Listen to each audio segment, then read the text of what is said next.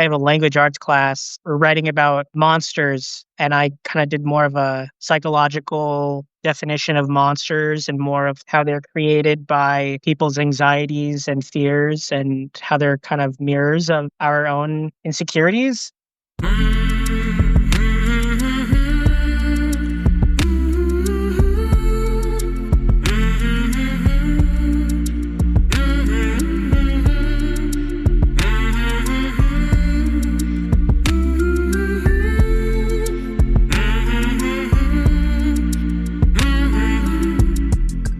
Hey there, my name is Sean, and this is Suicide Noted. On this podcast, I talk with suicide attempt survivors and ideators so that we can hear their stories. Every year around the world, millions of people try to take their own lives, and we almost never talk about it. We certainly don't talk about it enough, not nearly enough, and when we do talk about it, engage, listen, or try, we're not very good at it. One of my goals with this podcast and the tour is to have more conversations and hopefully better conversations with survivors, in large part to help more people in more places hopefully feel a little less shitty and a little less alone. Now, if you are a suicide attempt survivor and you'd like to talk, please reach out. I'd love to talk with you. hello@suicidenoted.com. You can also reach out to me on all of our socials. Shoot me a message. There, amongst other places, you will find updated information on the tour. It starts in Raleigh, North Carolina in a few days. It will end in Tucson, Arizona sometime in early-ish November. Along the way, I will be hitting a bunch of places, meeting a bunch of people, and I imagine having some really good conversations. Special thanks to Elise for her financial contribution. If you are curious or would like to learn more about that, you can visit givebutter.com/suicide noted. You'll find that link in all kinds of places as well, because we do need that kind of help. However you are involved, participate, support, I really appreciate it. So thank you very, very much. Finally, we are talking about suicide on this podcast. My guests and I don't hold back, so please take that into account before you listen or as you listen. But I do hope you listen because there is so much to learn. Today, I am talking with Conrad. Again, it's an update episode. Conrad now lives in California, originally from Iowa, and he is a suicide attempt survivor. Hey, Conrad. You look different. I do, yeah. You shaved your head. Yeah. Because you were inspired after speaking with me. That's. You saw me, this was over a year ago, and you're like, that's the look I want. No, it comes after us all, I'm aging, and it's catching up to me. How old are you now? 28. What the fuck? Okay, that's legit. Hey, I mean, it's all relative, right? Yeah. I listened back to the blurb. I'm paraphrasing a little bit, but you had said, I had my mind made up. I think this was in respect to your attempt. But you said physical contact, a hug would have gone a long way. Yep. Still the case? Yeah, I'm still a big hugger. Whenever I see my family, it's always the first thing. Actually, after we spoke, I had shared the episode with my family. I don't know. I thought they were going to be weird about it originally, because there's a lot of stuff they haven't heard. It might be concerning, but they were actually really open to it. So yeah, whenever I see any of my family members, they just walk up and give me a hug. So that's always nice. Was that weird or scary to share it with them? Both, actually. I think, the whole topic is taboo, and, you worry about what people think. You worry about how people are going to treat you differently, things like that. But that wasn't really the case. I mean, obviously there was a little bit of like apprehension or, how they should act or like what they should say. That's kind of obvious. But I think that's just because there's not a lot of conversation around, how to approach it or anything like that. So people are always worried about that. But no, I think they all just kind of, did what they could, didn't, stress about it too much, like not bringing it up every day or things like that. But yeah, I think it was healthy. So, yeah. Nice. Yeah. Right off the bat, I don't know if we talked about memoir titles. Well, I don't think we did. That was a gaffe on my part, but a hug goes a long way. Am I right? I like that. Yeah.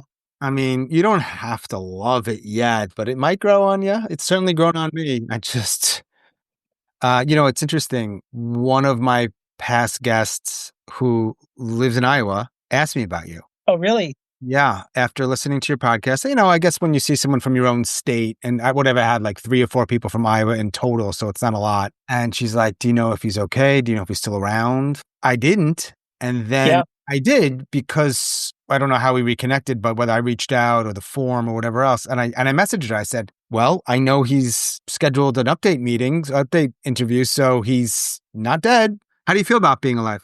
I mean, right now I feel good. I've actually had a big shift in my life. It's funny because I actually also listened back my episode. One of the things that you said while I was talking with you, I was talking about, all these things that were going wrong in my life and all my struggles. And you said, do you ever think about getting in a car and just leaving Iowa?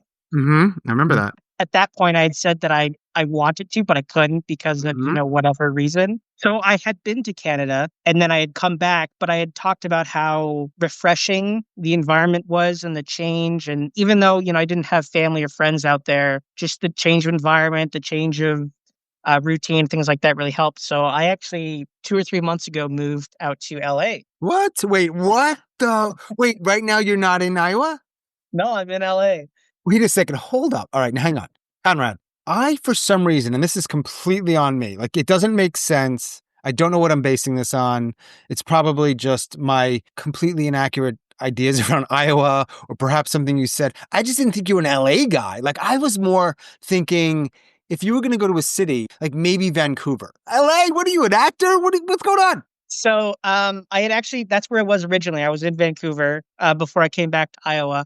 And I still love Iowa. Iowa's, small, people are friendly, traffic's Mm. slow, Hmm. everything's, spread out. It's nice. But I actually came to LA for school and for art. So I'm going to school. I'm getting a bachelor's in animation and game art. But so yeah, it was just an opportunity, just kind of changing my life. It also I think it has a dual purpose. Or I've noticed that I have a habit of getting in my head. I think that's pretty common with a lot of people on this podcast.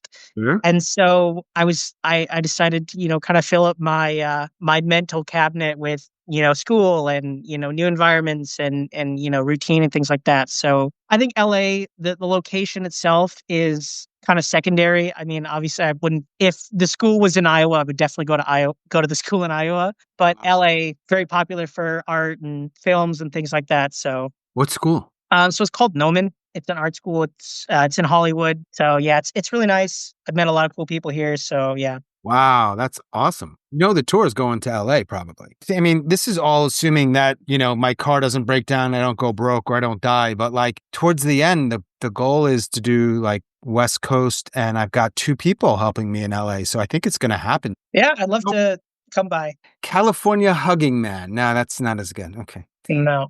Did you have any negative experiences from talking, do you think, to me last year? No, I don't think so.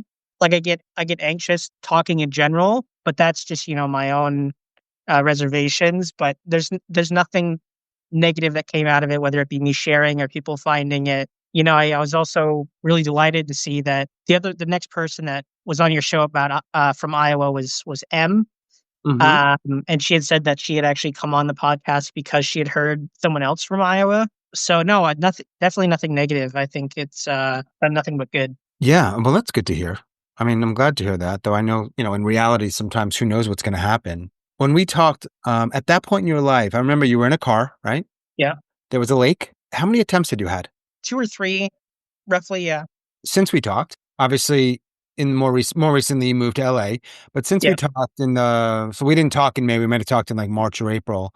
So yeah. it's been, almost a year and a half. How often, if at all, do you ideate and you think about ending your life? It's more sporadic. It used to be daily. It used to be, always on the top of my mind. I think I definitely notice a lot more, when stressors come up in my life or when I'm feeling down or I'm quite introverted. So, Yeah.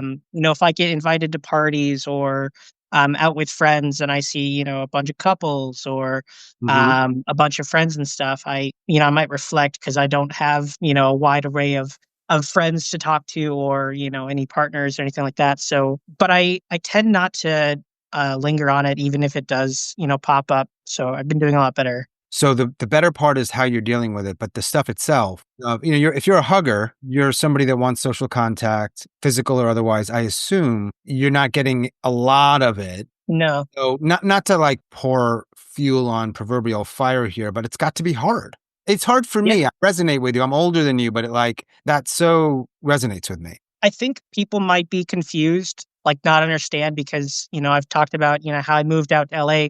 Again, I don't have any family or friends that live out here. All my family's back in Iowa. So they'd be like, why would you move so far away from all those, strong connections and things like that? Mm. It's not just, getting a physical hug. It's also just being connected with family. So I call my family every other day, try to get a hold of them, see what they're doing, get Yeah. pictures. Yeah, you find ways to, work around it. So Now that I know you're in LA, what I'm seeing as I look at you tracks more. I get because I don't remember what exactly you look like when we talked in your car, but now you got what like a button down casual shirt. You shaved your head, but now you just put on what kind of hat is that? it's an ascot cap. An ascot cap. Thank you for yeah. And yeah, you've got the LA vibe. It's like bright. You're in a room and it's sort of brightly lit. Yeah.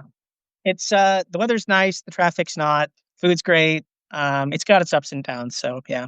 If I would have told you I would I know somehow I knew in 2024, the spring of 2024, that within a year or so, give or take, you'll be in LA, what would you have said? I just said there's no way. I mean, yeah, at that point, I mean, I wasn't thinking about the future. I was thinking day to day and really in my head. So yeah. And you were working at a job you didn't like, I remember. Yeah, I mean, I'd recently been laid off. I think I said this in the last Mhm. episode. I'd been laid off. I was working, 9 to 5s doing data entry, boring work, Yep. and it was miserable. I didn't see any like purpose in, my life or like what I was doing. And so I was like, why be around? I think really struggling and kind of reaching rock bottom. There's only one way to look at things, and that's, up. So I've had a lot of time to reflect. So yeah. There is more than one way to look. And the only reason I share that is because for a period of time you were looking, and others I've spoken to do look the other way, which is I want to die. Yeah. But like you're not, I don't want to put words in your mouth, but it doesn't sound like you're in that space, or certainly not quite like you were. I was when we talked, I had a plan, and that's actually I think the stepping stone for me.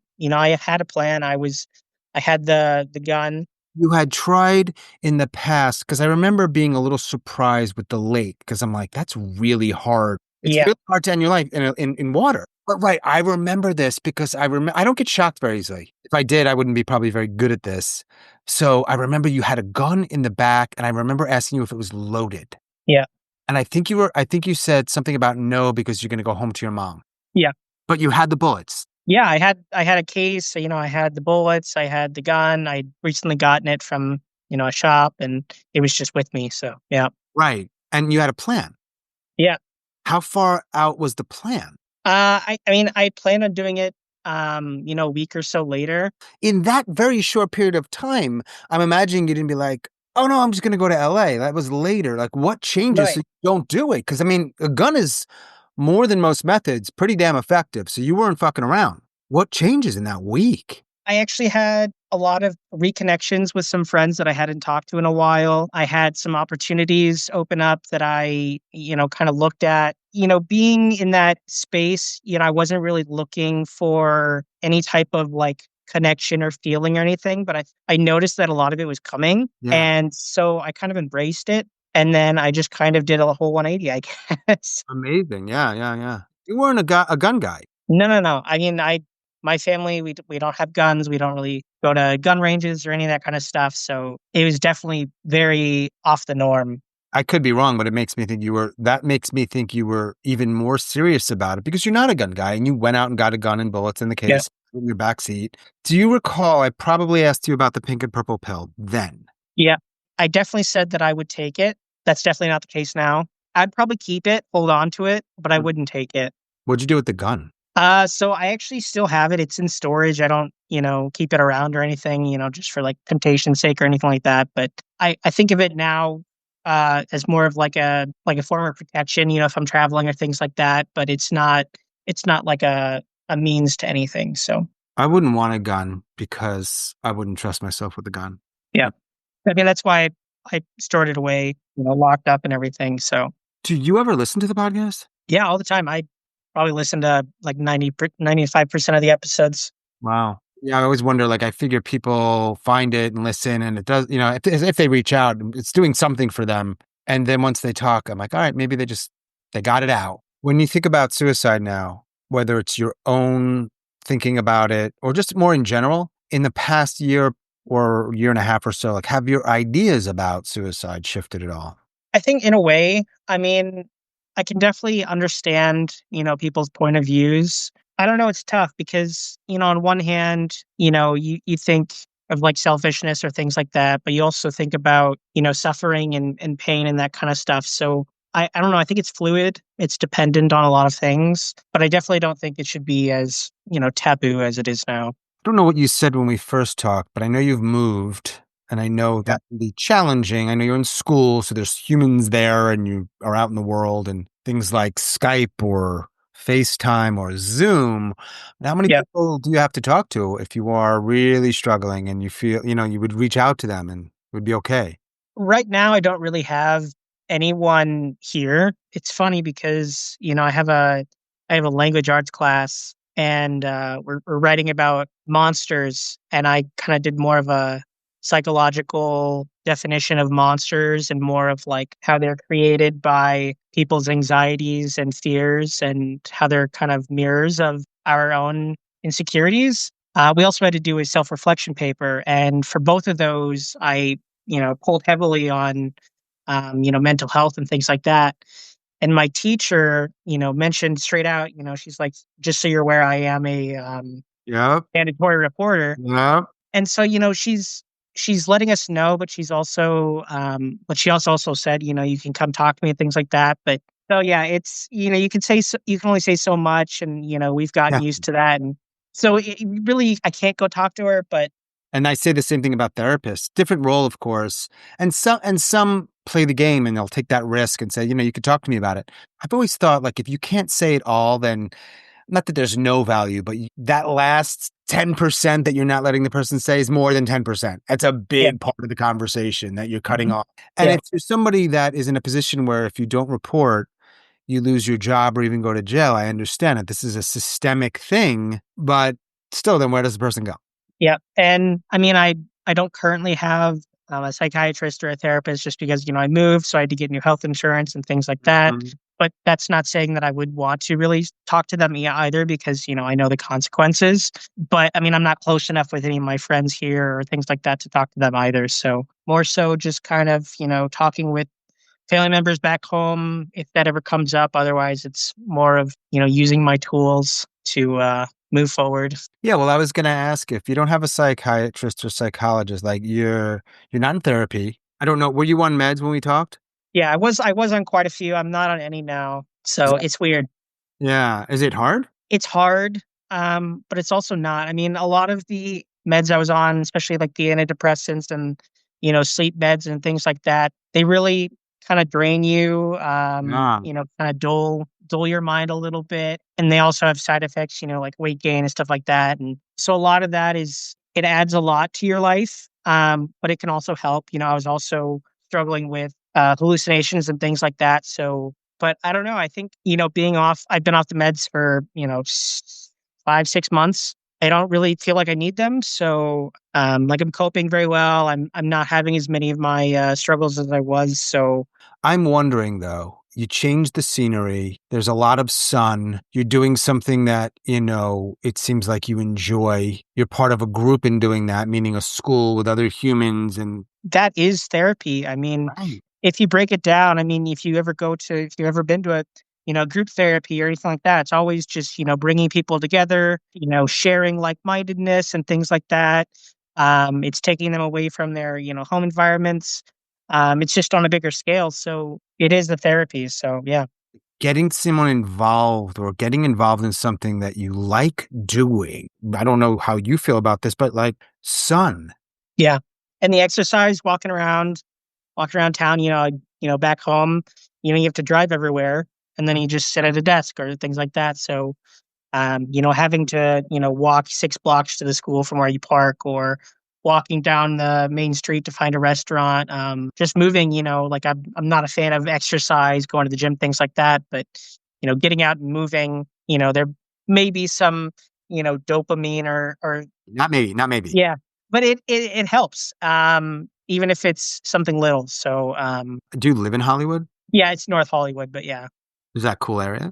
I guess, yeah. I mean, I'm right next to like the Warner Brothers studio right now, so it's Uh, cool to drive down the street and see the big tower and stuff like that. And, I mean, it's inspiring. I don't know. None of this is like original thought. We just live in this funky culture where like you didn't like your job and it was a desk job and it was numbing and you weren't, it was just, it sucked. And I think we do this thing where, oh no, you can't leave that, but we're going to do what we can as long as you keep your job because you have to have a job. And again, I'm not saying people should work and I don't want to sound like some dreamer, but it's like, yeah, well, that's your job. You need a job. And yeah, it's dark out a lot and it's cold, but that's just the way it is. But we'll get you on the meds and we'll get you therapy. It's like that, and that might work. Sometimes you got to change shit up, but people can't. Like whatever your situation is that you were able to, that's great because here you are in North Yeah, Hollywood with a fucking ascot cap on, and it's awesome. I'm not suggesting that's the answer, but often that is a way to get better. Is one part of the pot. And we just like no, but that's no. I don't know what my point is here, Conrad, but you can't it's spend fucking 40 hours a week doing something you hate and expect people to be okay. Period. yeah. I mean, I've heard a lot of talk about countries like Denmark, Switzerland, and how they do, like 30-hour work weeks and, 2 days on, 2 days off and, Right. all this stuff. And I mean, I don't know why more countries don't look at, the success that they have over there and realize that, part of the work experience and, being productive is also your worker's mental capacity. And if you're Right. not, working to help with that, then you're making everything worse, not only their mental health, but also your productivity in your business. even So even if you're purely seeing humans as productivity cogs, which is rather repugnant, but even if you're using that lens, you should be helping people more because then they will be more productive. Now yeah, we can have a whole other conversation on why that's the primary thing we think about with respect to human beings, but that gets into all other kinds of things that is a different podcast and I'm not intelligent enough to speak about make much sense, but it seems all rather odd to me. What do you do? What else do you do, if anything, to cope? Because you're not on the med. So we talked about walking around a little bit. I'm still a gamer, so I play games in my free time, listen to music. But I mean, the main thing is just filling my time with school, Yeah. homework, or the school has events, stuff like that that I can go to. That's pretty much it. It's- I have a couple questions about that. Do you have a favorite game? yeah, probably World of Warcraft. That's a big one, right? So that's a well-known, that's a big one. Yeah, yeah, Do you have a specialty within your major? yeah. Animation and rigging, Rigging? which rigging is like putting the bones in the model so that animators can move it around. So you're both. Yeah. I'm a digital puppeteer, you could say. If I had a bigger ego, I'd be like, Conrad, if you have any free time, can you make like a cool animation of me? Because I want to put my face on my podcast, but I would never do that. People do that all the time. It's like their big face, but it's like that cartoonish thing. Yeah. Yeah, if I end up doing that, by the way, shoot me a message, please, Conrad, and just say, please stop doing the podcast. You're done. Not about you. Right. Don't do that, Sean. I have a few other questions that I don't typically ask, but I'm curious with you. The mood I'm in. You're 28 years old. What's your biggest fear? I think my biggest fear is being insignificant, Mm-hmm. not having an impact in some way. I don't know, maybe that's just like self-imposed. But yeah, I worry that, what I'm doing isn't gonna, affect others in the future or, I haven't improved others around me, their life in some way or And when we talked a year and a half ago, I'm guessing you didn't feel like you had any impact. yeah. So that was the question around fear. Do you have a regret that you think about a lot? Not one that I could put my hands on. I mean, I have things that I regret, like not interacting with others. I pull myself away from, connections a lot, out of fear. Maybe I'm too awkward, maybe they won't like me, things like that. But that's all, internal dialogue. But I feel like I've missed out on a lot of, friends or relationships or connections with others simply out of fear of, whatever it may be. And I regret having missed all those opportunities. Are you somebody that gets angry but doesn't typically show that they're angry? Yeah, big time. I'm a big people pleaser. I internalize a lot of stuff. Especially when I was younger, I used to, internalize, the bullies or the little jabs or, people, playing around, whatever, nudges, whatever. It would come to a point where I would, explode Hmm. in, anger or, things like that. That's not very healthy, but I still do it. I want others around me to be happy, even if I'm not, because I get joy out of seeing others in, a good space. So But it comes out once in a while. it does, yeah. What do you do in that case? Are you just flipping out and like punching walls? Usually it's more of just like me crying alone Hmm. or, like arguing with someone about, something that was so minor. I might, have an outburst of like random topics and things and they'd be like, "Whoa, where was that from? We were just talking about this and this." And it's like, sorry, I've Right. been, internalizing a lot of other things for the past month and you just got the short end of the stick. So Yeah, bad timing.